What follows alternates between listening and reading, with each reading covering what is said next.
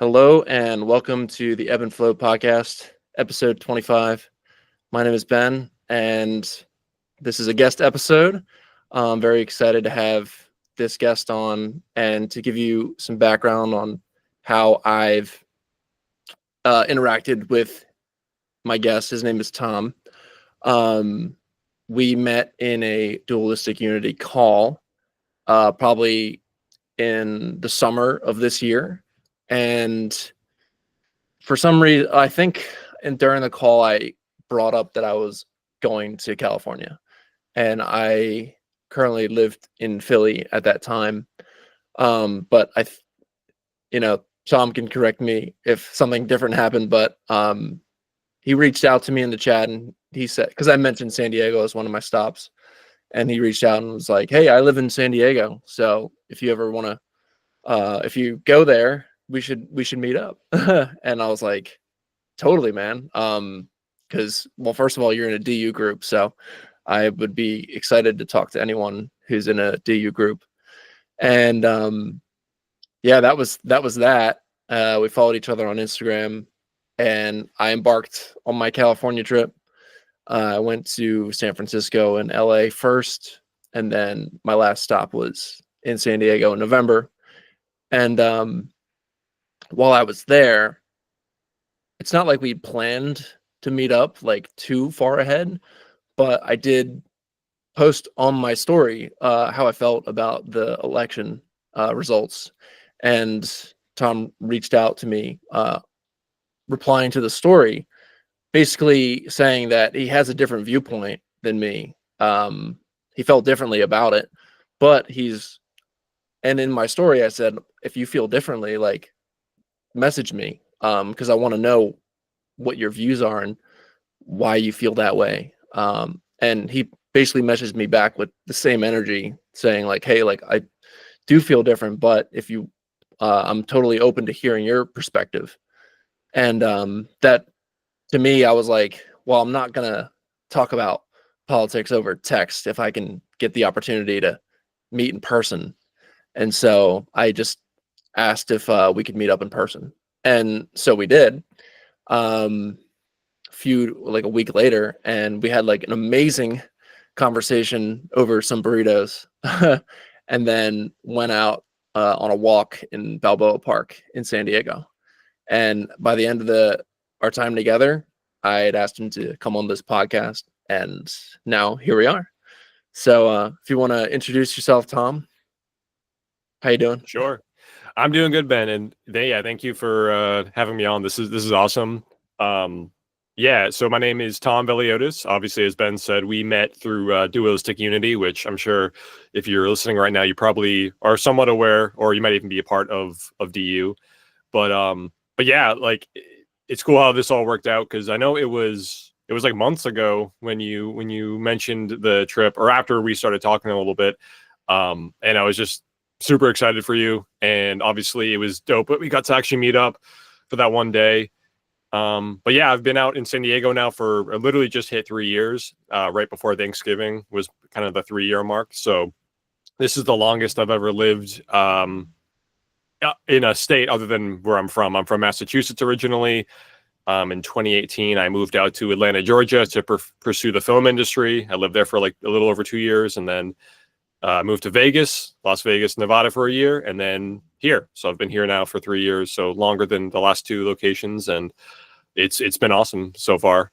Yeah, and the cool thing is, like you mentioned, I guess the kickstart to us meeting up was you putting out right after the election results, like, hey, like, anybody with differing views or anything, reach out, like, let's have a discussion.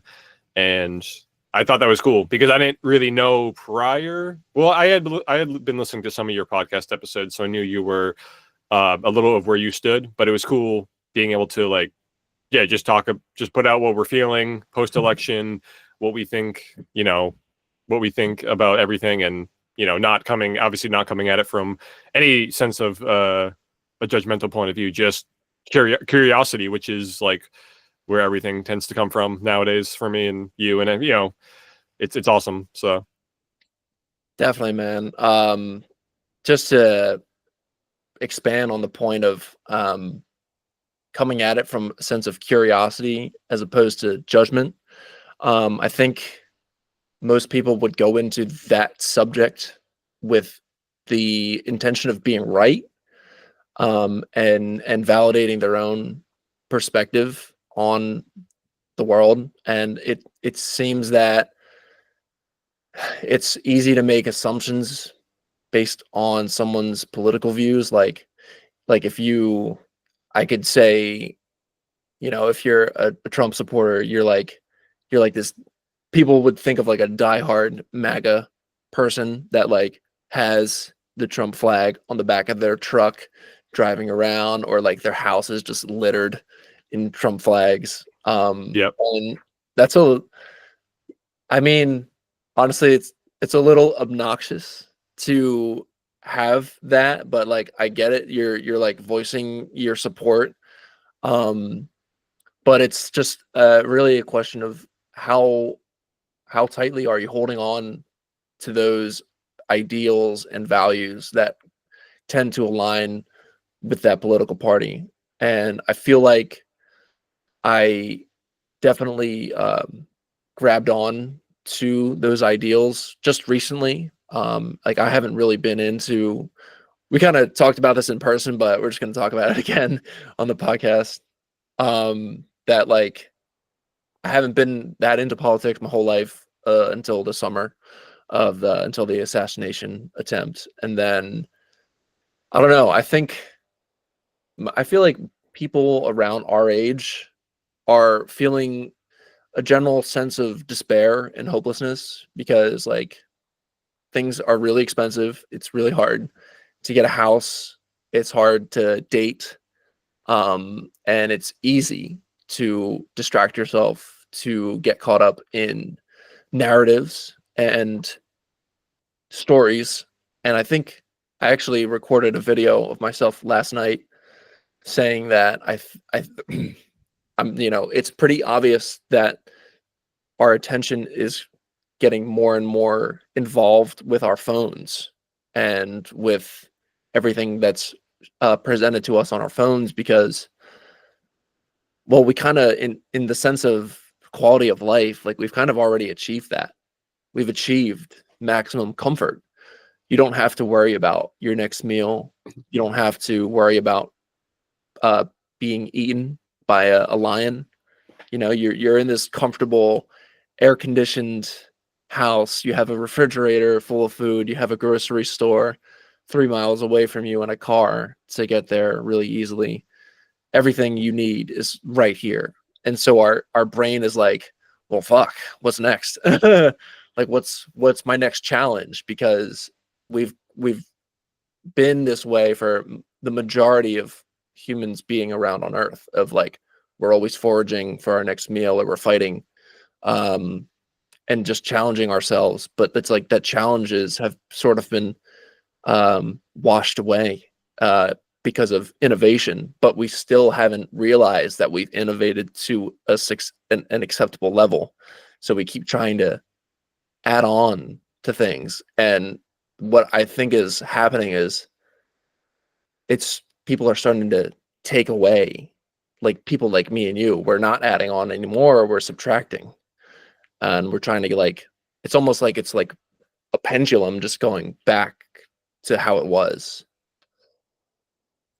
Yeah, you just said a lot of great stuff there. One thing I want to point out is, yeah, like you just said, just kind of going back to the election a little bit, like it was to me, like what I realized, it isn't so much. I mean, there is that like fanatical like love, I guess, for a particular candidate, but most people I've talked to and interacted with, it's not so much like I'm voting for this one person because I think they're going to fix it. It's like I just want something different. I just want to see more significant change, breaking away from the status quo, ushering in hopefully like new policies or just new things that will benefit society. Because as you mentioned, like like it is kind of like we do have more comforts now than ever, and I do think about this a lot, like just in my day to day, because I mean, we all love technology. I use my phone every single day for obviously even the first when I wake up, it's my alarm clock.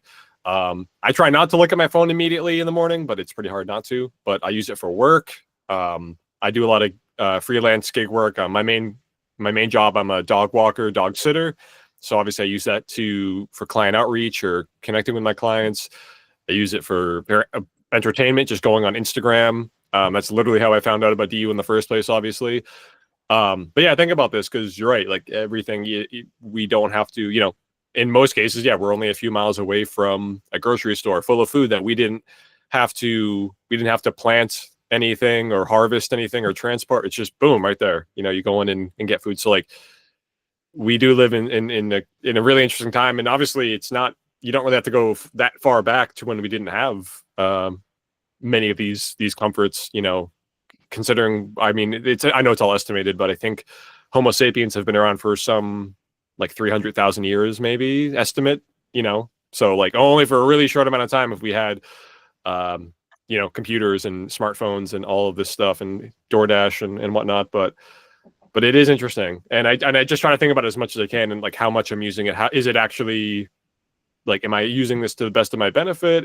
Is it really a distraction? Is it something I'm just, or in certain cases, am I just using it to like not think about something or avoid something? Because that obviously is a big thing nowadays. So Definitely. Oh yeah, you said again many great things there that I can bounce off. Like the first one is the grocery store. I mean, we used to have to like import like spices from like all around the world. Like if you wanted a oh spice, yeah, right, from Spain, like you would be like, all right, well, you gotta wait 3 months for the spice to come through on a ship. And now there's a whole spice section in the grocery store where you could go to, like, you can get any spice you want from anywhere in the world. absolutely. Like most people right now, like you're a spice, you have like a spice cabinet or a little area of your spices. Like, yeah, go back a few hundred years, you'd be rich. Like just off that alone, And now you're right, just pop in and boom, you could buy spices from all around the world just in one little section of your store. Mm-hmm. It's maximum convenience. And as well with like, we keep trying to make it more convenient as well. It's like we keep like the next layer of having all the spices available a couple miles away from you is like DoorDash, where you don't even have to make the food anymore, and you don't even have to go out to get it. You just tap on some glass real quick, and then like 30 minutes later, like this fully prepared hot meal shows up at your door. And so it's interesting to think how much further can we get of like convenience. And like the other side of that is, if when you don't have DoorDash or a delivery app, you have to go out yourself. And that's a whole experience that you could blast music in your car, you could listen to a podcast on the way to the food. And then also like, so like that takes away that experience, and that it also, you don't cook the food any more either. So you're taking away the experience of cooking. And I know people will say like, yeah, but I'm on a time crunch. Like I don't have enough time to cook. But it's like you don't realize that you're not developing the skill of cooking. You're swapping for convenience. And as you are someone who's into cooking from what you've told me, and like it's cool to see people be really into that, because it's such a rewarding skill. And you could obviously fuck up too. Like it takes just as much time to make a bad meal as it does a good meal. Absolutely. Yeah, I always just kind of gravitated towards cooking, and you're right. Like it's its own skill. It's a ton of skills involved with cooking, but like, especially when I moved out like 6 years ago, like I was cooking a little bit before then, but then it was like, all right, I'm on my own now. Like I'm obviously not just going to get takeout all the time. And so I'm like, all right, screw it. Let's just jump into it. So like I taught myself how to like pickle food, how to, to preserve, you really extend the length of what you buy, like stuff that normally goes bad, like in a week, like vegetables and fruits, everything, just like, and obviously like again, used, online Instagram Reels and YouTube, and watched, God, I probably watched like thousands of hours of cooking videos in the past like decade or so, just like teaching myself. But yeah, like it's even funny, like some of my clients, like they've even told me like, oh yeah, like I don't really like love, or like you just said, I don't really have the time, right? It's a time crunch. So like they'll either do DoorDash, or more specifically, there's a lot, you've probably been seeing them pop up more, but there's a lot of like meal prep, like Factor and like all these other companies that they'll ship you like, 5 or 6 meals for the week. So you'll have them all set to go. And usually like they look pretty like good. Like they seem like they're actually like pretty nutrient dense for the most part. But again, it kind of goes back to like at one point for a huge portion of like human history, right? It's like that's just something that was part of your day. Like it was like cooking is like something you like for that one day. I mean, you're really thinking about it. There's probably not a lot of prepackaged food, obviously. Everything's a lot more fresh. You have to kind of be more proactive about that. But obviously with these options now, you're right. Like with every like innovation, I guess, or like everything that makes life simple, it kind of gives your brain like more, I don't know if I'm saying it the right way, but gives your brain more space. Like you're like, oh, now I can not put energy into this thing. I can now spend it on something else. And there's obviously pros and cons to that, for sure. Because I feel like it's interesting, like culturally, like, I don't know, you hear like, because we're all connected now with the internet, like you hear a lot of like CEOs, like people that are way up in companies who like, you will give comments about like, the idea of like work-life balance or whatever. And there sometimes seems to be a disconnect because they're like, sometimes people don't understand why. Like, why would you want that? Like, obviously, just like work, like, or have your weekend off or whatever. But like, it's interesting. Just yeah, with ease of everything, with just how convenient, and also like how easy and accessible like technology is in general, and how much you can do with AI even right now. Like, it's all just happening so fast. I feel like these past like 2-3 years, it's just like I'm trying to stay on top of everything, and it's like it just feels impossible. Like, honestly. Totally, man. Everything is speeding up. Like the amount of things you can do, the amount of we always say something that like always kind of stresses me out is when people say that technology is advancing at like a faster pace than we can ever imagine. Because it's like, yeah, we say that, but it seems like such a simple thing to say. But like what's we're talking about is like so insanely complex that it just like stresses me out. And one of the emerging technologies is AI, which is like an um insane tool maybe that is going to change pretty much everything. Like I hear articles that are like, your job will be irrelevant by 2034 if you work in tech.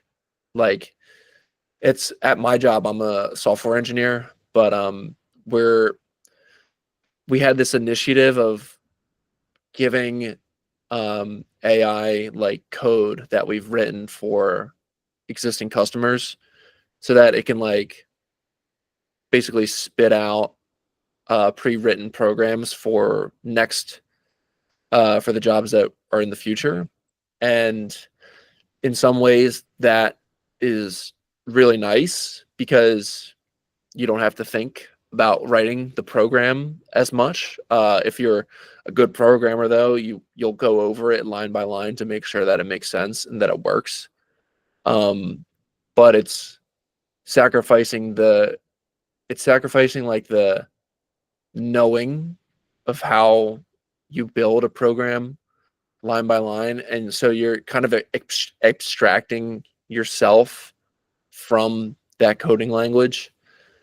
And it's like the benefit of that is I don't have to focus as much on writing the program. I can focus on I'm starting to realize as I'm talking about it that it's like we want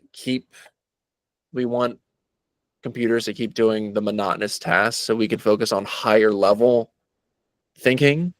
But at what point does like how far does the highest level thinking goes? If we're thinking about a certain concept and we're getting AI to the mundane, but the mundane is also getting more complex, the AI is catching up. So we're also going up, but eventually it's gonna like maybe surpass us in higher level thinking. And so then that could go two ways. Like we could work less. I don't know if that's, I feel like that's always been the intention, that the more tools we have, the less work we have to do. But that doesn't seem to be the case in corporate America. People are still working 40 plus hours a week using the tools that were made for them to work less. So it's just really backwards. And it's really, I think it's our base mindset about how we think of ourselves is going to be maybe the strongest catalyst for switching directions. I mean, the direction we're going, it just seems like we were saying, to circle back to how when I just started talking, the amount of things to do is increasing, that maybe we can do less. Yeah, like I mean, and that's I feel like even before, like, because I feel like maybe late 2021, that's when like AI kind of was popping its head out and people were starting to be able to use like open AI and stuff. But before that, I remember thinking about AI back when I was even a kid, and like this idea of like, just even a robot, like just something that could think by itself. It could perform its own tasks, or you could obviously program it to like do tasks. And like, obviously this has been talked about for a long time, and humans have been envisioning this, and it's been this cool idea. But I like what you said about like, yeah, so you there's this idea of like, oh, hey, we'll design this complex AI or pattern recognition software to handle like really mundane tasks, so we can get to like the meat, we can get to like the real stuff. But like we said, because it's like, well, if anything, like there can actually, like, I don't know, like I know there is some stuff that can definitely be like automated, that we're not like, that's more repetitious, that maybe we can't learn too like a ton from. But there's other stuff, yeah, that like there's still value in the mundane. There's still value in like in the stuff that you even mentioned with the code.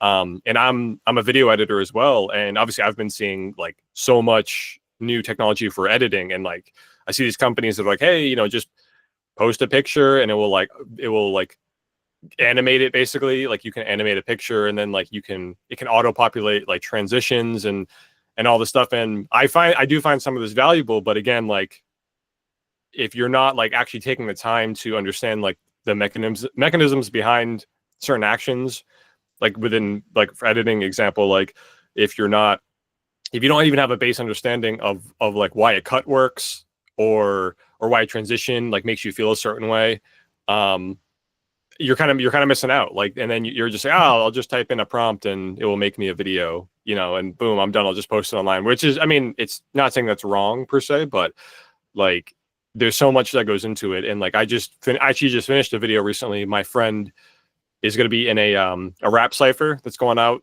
I think, in like a few weeks. So I made it. He rapped for maybe like, it's a quick few bars, maybe like a 25-second thing. So I made a little video for it, and it was awesome. What's a rap cipher? Yeah, essentially it's like a collection, or it'll be like a handful of rappers that come together and they all rap over the same beat, basically. Okay. So it's technically supposed to be like in person. It's more of like an impromptu thing. So like there might be someone that hosts a cipher, and a bunch of people that want to join will come, and they'll all genuinely rap over the same beat. In this case, it's a video with like, I don't even know how many people are going to be on it. I guess like 30. There's a lot, probably 30 to 40 people on it. So he sent in his verse, we sent in the video with it, and then the main guy that's putting it together is going to edit it kind of all together. So it'll be one rapper after another, kind of just going off. So I made this video for it, and I just learned a lot just from making this like 25-second video, and about like just different presets, or making my own effect presets, and like masking and learning all these tools. And you kind of, again, it's like with whatever you're doing, like you're starting off something, trying something new. You start it and immediately you might hit a wall, your brain starts hurting a little bit, and you're like, I don't know how to deal with this. But that's the beauty of it. Then you're like, all right, now it's time to problem solve. Now it's time to get over this. So I'd like to think that AI will, again, like maybe help with mundane tasks, but also maybe do more in the way of like helping us learn faster, like helping us understand concepts, or how to approach, like how to learn something new a little bit quicker, maybe. But yeah, it's all crazy because again, it's just happening at an insane rate. Like I know OpenAI just dropped Sora, which is like their text to video thing, which it looks really crazy. Like it looks pretty legit for the most part.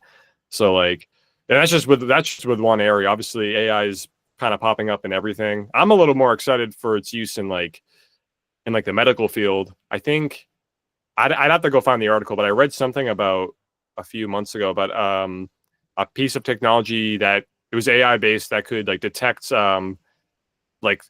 cancer, like breast cancer cells, like really quickly. Like it could do it like insanely faster than people. So I think for something like that, that's like okay, like that's actually sounds really promising. And if it can be actually be used to prevent disease or save people's lives on a quicker scale, like that's pretty amazing. Exactly. Yeah, I mean, there's some really like exciting use cases for AI. I worked in the healthcare industry. Like I was contracted for a couple years, and one of the cases for AI was it would be like a set of cameras in the patient room, and the cameras were set up to detect like if a patient soiled their bed, and then that would immediately call a nurse.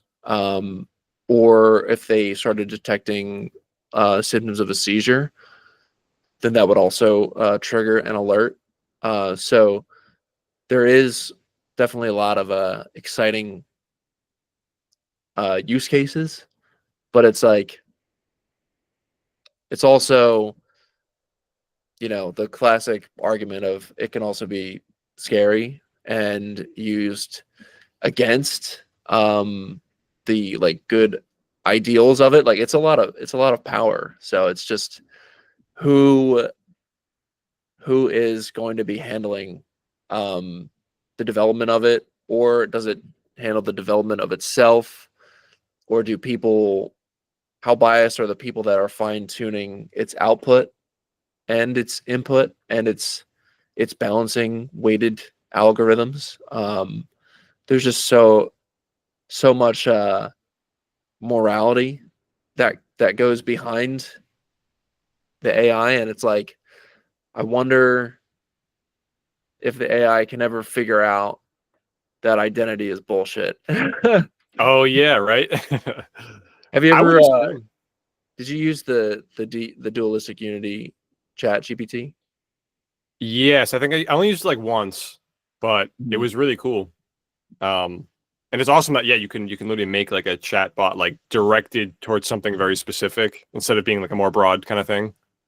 Exactly. It's really cool. I've used that, and it's always given me like great responses, and it like tells you what episode it's referencing from in the response.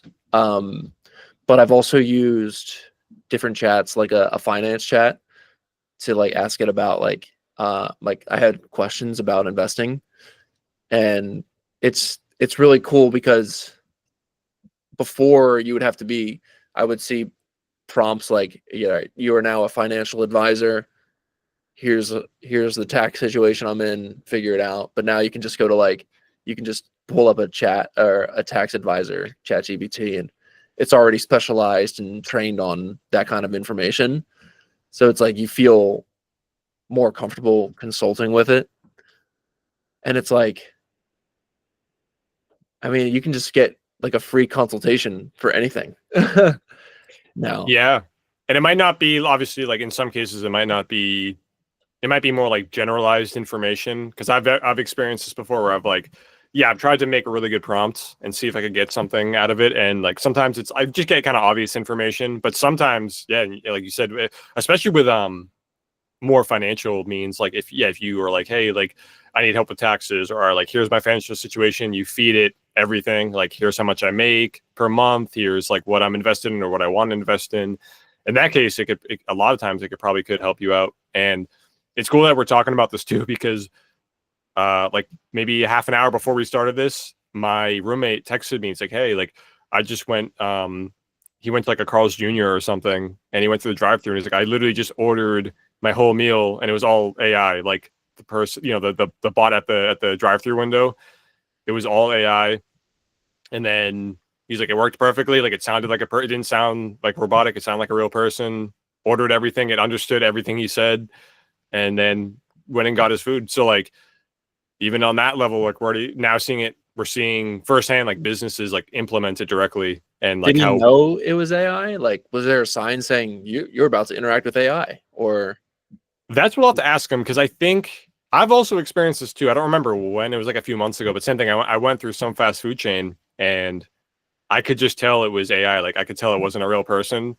And there's been other times when, you hear that more robotic voice, like, welcome, what would you like today? And then, Mhm. and then a real person cuts in and like, hey, what do you want? Like, how's it going? Like, and then you could tell, in this case though, yeah, I don't know if he was actually, I'll have to ask him. I don't know if he was told, if they said directly, this is a new AI like prompt or, situation. But like, yeah, I just think it's crazy. Like, again, like that's like a direct way that we're like we can experience it now. Like, and I wonder in the next year, 5, 10 plus, like what we'll be seeing, especially with other crazy forms of technology, self-driving cars. I know that's been being talked about for a long time, and that's obviously already a thing. It's already, I mean, you've been to San Francisco, you're going to move there soon. Like there's a huge facility. I don't know what company it is, but there's a huge facility there that, or company that creates self-driving vehicles. And Waymo. is it way? Okay. Yeah, that's Mhm. right. I, And like, I've just heard a lot of weird things about it. I heard one time, I guess like they fixed it already, but I think like at night, some of the alarms were going off or something, or the cars were making some kind of noise, and people were like, look, like there's nobody driving them. They're just they're just making a lot of noise. I'm trying to sleep. It's like 2 a.m. well, yeah, they have a distinctive sound. So yeah, I rode in a Waymo when I was in San Francisco, and it sounds like a whirring. It's like so Okay. you know when one is near. Um, but it was really interesting to ride. It was definitely a little scary at first because I'm like, well, I'm the only human in this car. Yep. um, but after probably like 5 minutes, I relaxed and just let it take me to my destination, and it was a really good driver. Actually, my friend who lives there told me that this is like the sixth generation of self-driving taxis. And I guess eventually it's going to be the same price, if not cheaper, than an Uber or Lyft. I think it was like a 10-minute ride for me, and it was $20. So Okay. that's That's probably good. about, yeah, it was probably about the same um, price as a Lyft, or a little bit more expensive. But probably as the technology gets better, it's going to get cheaper, and people are going to start preferring Waymos over Lyft and Uber. And also, Waymo is planning to expand across the country. I think they're looking at like like Austin for next city, and maybe a couple on the East Coast as well. So it's just wild, the change that's happening, and it's going to, I can foresee it getting to a point where you don't need a car anymore if you're in an urban environment, because it's just going to be so cheap to take a driverless car to where you're going. Oh, absolutely. And I mean, I assume like one of the main reasons it could be cheaper over time is obviously just because you're not paying a driver, like you're not actually paying a human to operate the vehicle or directly drive it, obviously. Because I know there's probably a ton of people that obviously work on each vehicle to make sure it's like safe and running correctly or whatever. But yeah, it's cool that you rode in one. I want to try it because it just sounds crazy. Like because again, it's something like I've been thinking about for such a long time. Like, oh my god, I wonder when this will happen. And now it's literally here. It's crazy. Yeah. I mean, you can go to LA. They have them in LA as well. Oh, that's Um, right. Yep. yeah, so just whenever you find yourself there, just try it out. And I mean, I my mind went to you're saying like the future is here pretty much like I my mind went to Starship. And did you see that getting caught by the tower? Wait, I'm sorry. What are you referring to? SpaceX, their Oh, rocket that's yes. on Okay. going to Yeah, Mars. they actually SpaceX actually has like a major facility out here in San Diego. Like they do testing a lot. It's pretty cool. Oh, nice. I didn't know that. Have you ever Yeah. been to the launch? Not there, but like there's been so for a while I wasn't aware that they were out here, and then I remember one night I saw it was dark night, and I saw in the sky like I don't even know what you call it, like trails like from like a rocket. Um, and it was so vibrant. I was like, for a second, I was like, what is happening right now? Um, and then I looked it up and obviously saw that it was SpaceX. And then another time, just going into a grocery store at night, in the distance, you could see the rocket going off. So everybody in the parking lot was like looking up in the air and just like, oh my God, like, because Oh it's my just God. crazy. That's actually, I think do they do the launches kind of close to downtown or like, Um, if I had to guess, I'd say it's probably like less than an hour away from downtown. Like I want to say it's more like northeast. So it's like obviously it's probably they probably have some facility that's not too close to any like major metropolitan area. But Mhm. I don't think it's that far away at the same time either. That's so wild because in my Airbnb in San Diego, I lived in like the flight path of the jets That's right. because yeah, I mean that airport is just way too close to downtown. But so I would always like hear the jets flying overhead and it would like kind of shake the house that I was in. But there was a few times towards the end of the month where I was hearing very loud sounds and like the house was vibrating again, but I didn't see any jets and that sound was sustained. And I was like, this sounds like a rocket. So you saying that probably pieced it together that it's probably SpaceX.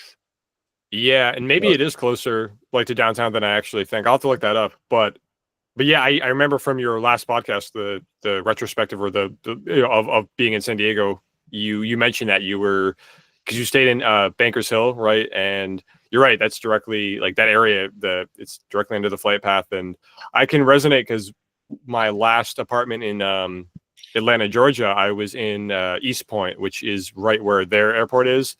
And I'm pretty sure that is the biggest and one of the busiest airports in the whole country. And same thing, my Mhm. apartment complex was right under the flight path. And I remember being like, oh, I love this area. I love how close it is to the airport. I'm like, I don't know. I'm like, am I gonna be able to deal with that? And I lived there for like a little over a year, 13, 14 months. And honestly, I definitely got used to it.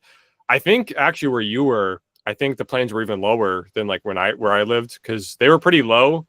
Um, but like I said, over time, like I definitely got used to it, and like I don't know, I just kind of blended in after a while. But yeah, I mean, you were there for a month, and I'm sure like it was just noticeable all the time because like it's super loud, and yeah, it even kind of shakes the building a little bit, and yeah, it's really fascinating.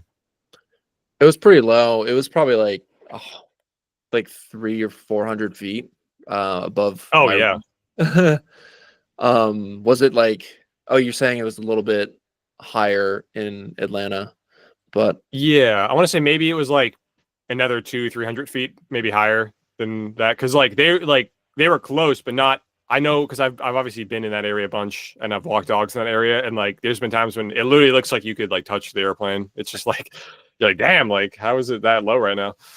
right, exactly. Um, yeah, so Atlanta, that airport, I read that it is like the busiest airport on the East Coast or in the country, I forget. But Yeah, definitely the East Coast, but I want to say the whole country too. and I definitely agree. When I was there for work in October, and That's right. yeah, it was like a madhouse getting through to my gate. Um, but if you wanted to talk about like why you left Massachusetts to kind of start traveling around to Atlanta and Vegas and San Diego, kind of what was the catalyst for that? Well, for my whole life, I've kind of been passionate about filmmaking. So even from a young age, I was super into watching movies, and I love the theatrical experience. And I know, like, even from when I was, I don't even know, like 8 or 9, I was already starting to make my own videos. Like my dad had a camcorder, so I would try to make, like, I think I remember like ripping up like some like stuffed animals and making puppets out of them, and just making like stupid little videos. And then yeah, so yeah, then when I got older, even through middle school, high school, I was actually, especially high school, I made a YouTube channel and I was doing movie reviews. So I was trying to stay on track of like new releases, and I was doing pretty good for a while. But eventually I was like, this was sort of just like a fun thing to do. It wasn't something I wanted to like pursue directly, but I've always had it. It was always in my mind, like, hey, like living out on the West Coast, living in LA, being right near the industry, trying to work in the industry, it's always sort of been in my mind. And then Atlanta came into play because a little bit after college, one of my friends who I met online, who is a filmmaker, was like, "Hey, like we should move to, I'm out in Nevada." He's like, "We should go move to Atlanta." He's like, "It's basically the second Hollywood." He's like, "If anything, there's actually more. Like at this point, there's like more productions out there."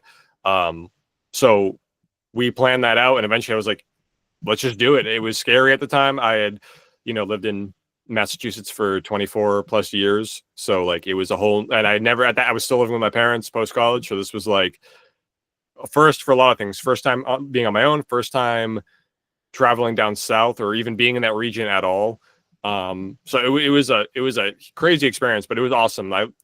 2 years in Atlanta, I loved it. Like I met a lot of great people. Southern hospitality is a real thing. People are very nice down there, and obviously I got to work on some pretty crazy film sets from like Marvel and HBO and all this stuff, and it was just cool. Like I did security. I was mostly I eventually became a supervisor for this company, Real Security. So like just being right on, sometimes I'd be right on set, which was my favorite because I almost treated it like a film school. I would just try to watch and absorb as much as I could. And then I did sometimes I was actually on working on set. Like I was a day player a few times, meaning just you're hired for like a specific amount of time. So like I actually worked a few times on some productions, and I did catering at one point, which was very fun, but really difficult and very tiring. Especially if it's like a massive film set, but yeah, it's been my love of movies, but also traveling too. Like I've always just loved traveling, and I know growing up just watching certain movies or shows, like even I know they're cartoons, but even watching cartoons and like Rocket Power or Hey Arnold or something, like these characters were children. They're like probably supposed to be like 9, 10 years old, and they're like I remember like them just traveling and going to different places like in the city, and I was always like, wow, like that. I grew up in a small town. I'm like, that must be so cool, like just to hop on a bus and go to a new area and check it out. So like I think there's always been a hunger to just be like, I just want to go check out new areas in general in the country and in the world and experience that for myself. So, and then obviously after COVID, excuse me, after 2 years, had a chance to move to Vegas because my filmmaker friend, his family's from there. So he was like, hey, like, let's go over here. Like, if you want, we can move back or move over here, and, we might have better job opportunities. And I have some family, and we got another one of our friends who I'm currently living with to come out with us. And then after a year, we all kind of wanted to do different things. And my roommate and I, we had been from Vegas. We had been traveling to LA and San Diego quite frequently just to check them out.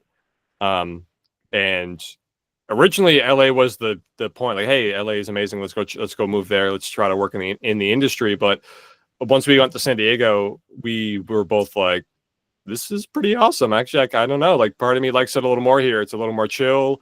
It's still a massive city, but it's a little bit obviously less crowded, easier to move around than LA. So yeah, it was kind of like at some point it kind of just clicked, and it was like, screw it, let's go to San Diego.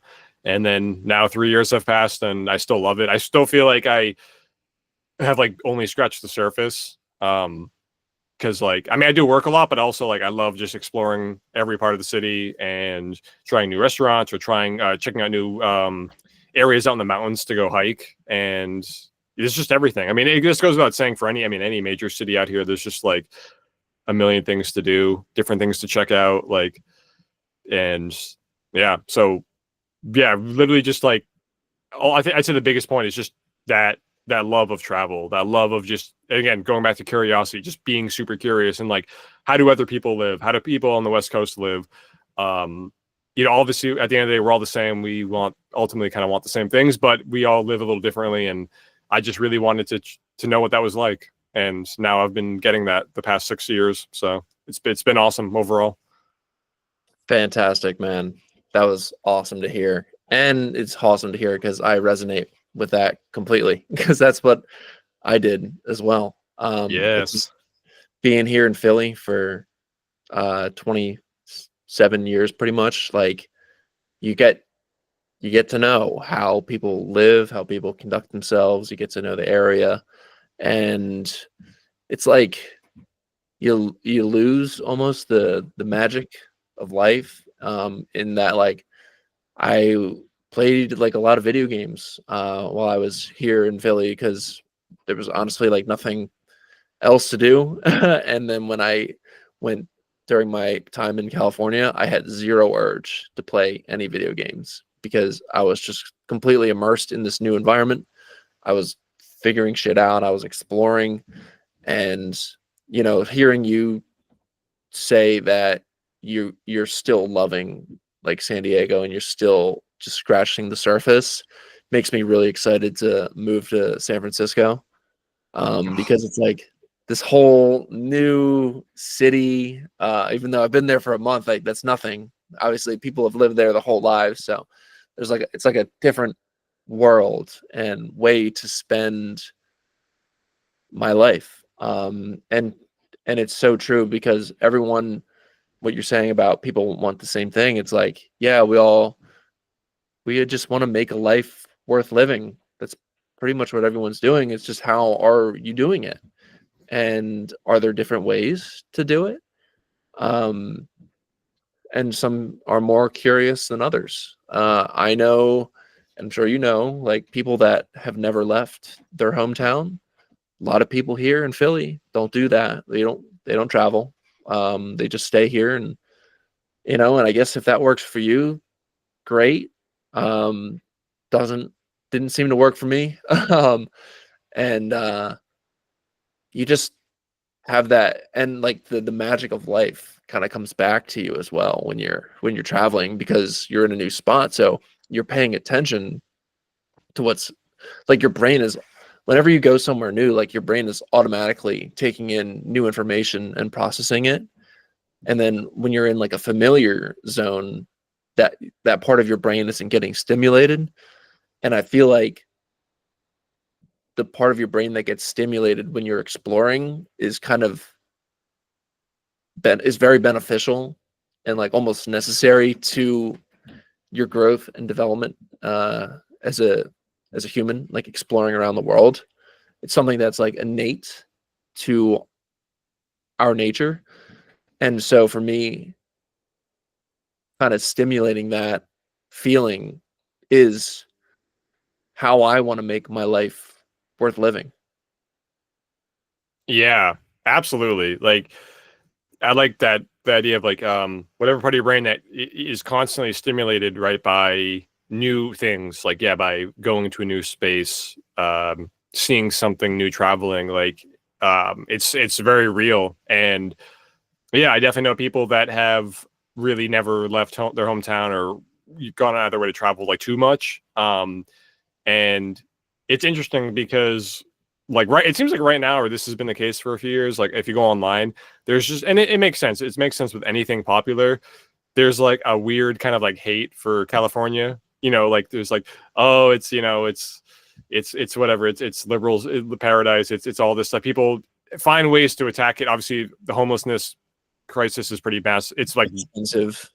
Yeah, it's super expensive. Mhm. So people call all this stuff out, and obviously there's you could make a case for a lot of this stuff, but I find it interesting because it's like, yeah, I've literally had experiences or seen people who had like opinions like this and then traveled to California and like, oh, like actually they got it. They're doing a lot of right stuff here. Like, and the people are super kind and nice. And it's like, it's everything that they thought it wasn't, you know, like these ideas of like, oh, it's this or that. And the same thing with the South. Like my whole life growing up, everybody saying, oh, the South, you know, I mean, this isn't true at all, but people being, oh, it's everyone's dumb down there. Everything is, you know, whatever. It's all country and hillbilly. And it's like, that's not even remotely true. It's like, the South is awesome. I've traveled to many Southern states. Obviously, like I said, lived in Atlanta, Georgia. And it's like, there's so much going on there. So yeah, when you travel a lot, you're getting stimulated. You're getting perspective, which is like really important in general for life, to have perspective on how people are living and for yourself, your own experience, instead of hearing, oh, this place is like this is like this. Well, why don't I go experience it for myself, and then I'll have my own thoughts on that instead of what maybe what people are trying to tell me, you know. So yeah, right. Instead of what you've heard. And that was totally the people that you mentioned, like that was me about San Francisco. Before going, I had only heard bad things about it. That like obviously like homeless is terrible there, like violence. It's just like an ugly, ugly city. And when I went, it totally was not that. right. I mean, like all the cities have their issues, so it's not like it's not there, but there's just this whole other side that no one has ever mentioned to me about San Francisco, um, like the Presidio Park, Golden Gate Oh yeah. Park. There's this little strip called like the Lion Steps, and it's just like this gorgeous view of the bay with all of like the landscaped bushes and flowers, and it's just like no one told me about this. And it's just right. so beautiful, and the Golden Gate Bridge is just like amazing. um and ah, it makes me think of how people can be so quick to judge things that are happening in the world, because through the internet we're so connected with everything. Like everyone's talking about the Middle East or Ukraine or China, and it's like you don't know. You don't have boots on the ground. You're just looking through a screen. Like that's building your perception of these places that don't even exist. I mean, they exist here now, but they don't exist in your awareness currently. The only thing you're doing is you're buying into images that your brain is coming up with based on what you're reading. Um, and it's just like maybe if we could just collectively relax our grip on our opinions because we're just not there, that could probably shift a lot of things. Yeah, agreed. Like, because yeah, even going back to San Francisco, right? Like well, I mean, LA probably gets the most amount of hate out of all these three major cities, but San Francisco does too.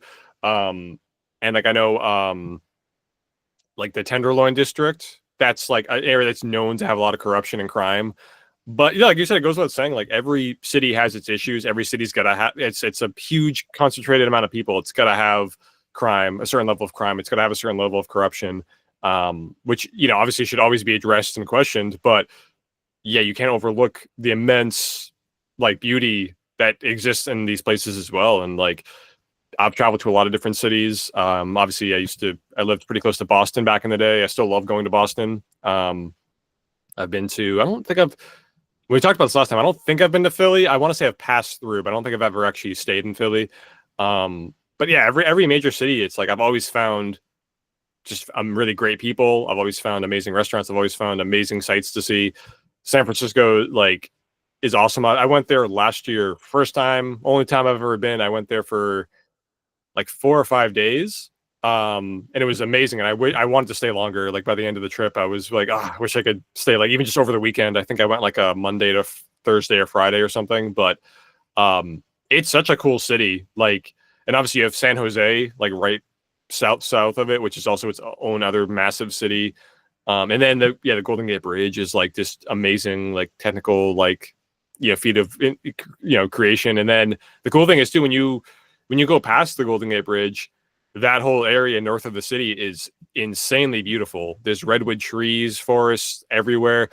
It's kind of reminds me of like out here in San Diego. Like I love it because where I'm at, I'm like I feel like I'm in the center of the city. Like I'm only 10 minutes away from downtown. I'm a little more east, but less than a half an hour if I just drive right east, I'll be in the mountains. Like I'll be away from like a ton of people. I'll feel like I'm in the middle of nowhere almost. And that kind of is the case with San Francisco as well. Like if you hop over the bridge, that northern area, like another 10, 20-minute drive, and you could find some really awesome trails. And I did that one day with my roommate when we were there. Like, I don't remember exactly where I'd have to look it up where we were, but we went hiking a little bit and just saw redwoods and like, it was just like, I'm like, this is so close to the city. Like you can just be out here and like, it's amazing. So like, but you're right. Like that grip you talked about, if we could loosen that grip of like these opinions of maybe what we have, and not just for cities and places, but everything in life, just of politics, religion, people, like whatever. Cause obviously like, even for me growing up, like I consider myself relative. I try to be as open-minded as I can, but growing up, obviously, like I can still remember times when I had more fixed opinions or fixed ideas about something, only for those to be squashed once I went out into the world. And I'm glad that happened, obviously, because it changed my perspective. And now it's like, hey, like again, lead with curiosity as much as you can, because that's gonna be the best experience ever, usually. Totally. I especially what you're saying about just loosening your grip on not even like, first of all, what you're seeing that's like in a faraway place, but even like what's right here, right now, like you can still get tripped up on where your current situation. So it's just, just kind of, it's that reminder to relax, that you don't know what's happening, what's going to happen in the next minute, what's happening now. It's just the tension you're holding on to is because you're just really fixated on some part of existence that is not really as fixated as you think, because everything is fluid and is always changing very quickly for eternity. And would you mind getting to wrapping up? Sure. Yeah, we can do that. Cool. Yeah. I just want to say to related to that, Yeah. like, yeah, that's something to mention. Like, you're right, everything is in constant motion, always, forever, and like that's something that being a part of DU has been really helpful, because oftentimes in DU, like Ray or Andrew or will be saying like, hey, like we're not really trying to comfort you. Like, don't come here to be like comforted. Like, we're gonna share the same like aspect on the world. But like, if anything, I love that aspect of it. Like, that's what I got. I feel like that's what I've gotten a lot out of, I guess I should say, like going there and challenging my point of view, and just having this realization of like, yeah, everything is changing constantly, everything. So it's like, it's good not to get hung up on any one thing, or to try and stick with something and hold on to it, because it might feel comfortable in the moment, but over time, obviously, it can lead to discomfort by not challenging yourself, not putting yourself out there. So, and it's the best to not look to someone for comfort, not to look for an external source. It's, in my experience, most beneficial to look at your own discomfort and realize that you're strong enough to handle it, or else it wouldn't have come to you. So it's just everything. I really like the quote, like, it's amazing that you won't miss out on everything that's meant for you. Yeah, I like that. Yeah. So yeah, all right, we'll get to closing it up. Sure. It was pretty awesome talking to you, Tom. And would like to have you back on at some point. I feel like we touched on a lot of amazing topics and had a really nice flowing conversation that was not planned at all. we both came in and we're like, what are we going to talk about? And I just poured, and then we started going.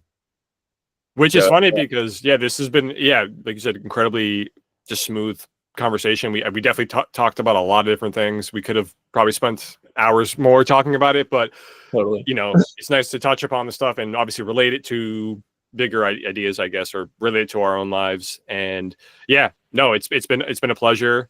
Thank you so much for having me on. And who knows, maybe in the future, I mean, you're gonna be out in San Francisco soon. Maybe we can do an in-person podcast episode. That'd be sick. Yeah, because I absolutely want to get out to San Francisco more. Like, I want to explore it more and see it more. It's such a dope area, and I think it's amazing that you're going to be there. Like, that's gonna be great. It's gonna be one hell of an experience. Hell yeah, man. I would definitely down to do that. So, I'll do you want to plug any of your socials? Sure. Yeah. So I guess the main one I'll plug is Instagram. You can check me out at Nice Tea Cooks. That's my handle, and I haven't posted a lot recently, but I want to eventually. I also actually I think TikTok's going to be going away soon, but I do have a TikTok as well. Also, Nice Tea Cooks, which I have made quite a few cooking videos. That's something I'm looking to get back into. Maybe I'll switch over to Instagram and YouTube for that once, because I really don't think TikTok has much longer, unfortunately. But yeah, I would say so Nice Tea Cooks for Instagram and TikTok. You can check me out there. And like I said, this has been awesome, man. Thank you again. No problem. And everyone, you know where to find me. I'll put all my links down in the description as well. And just thank you for listening to this episode. We'll see you in the next one.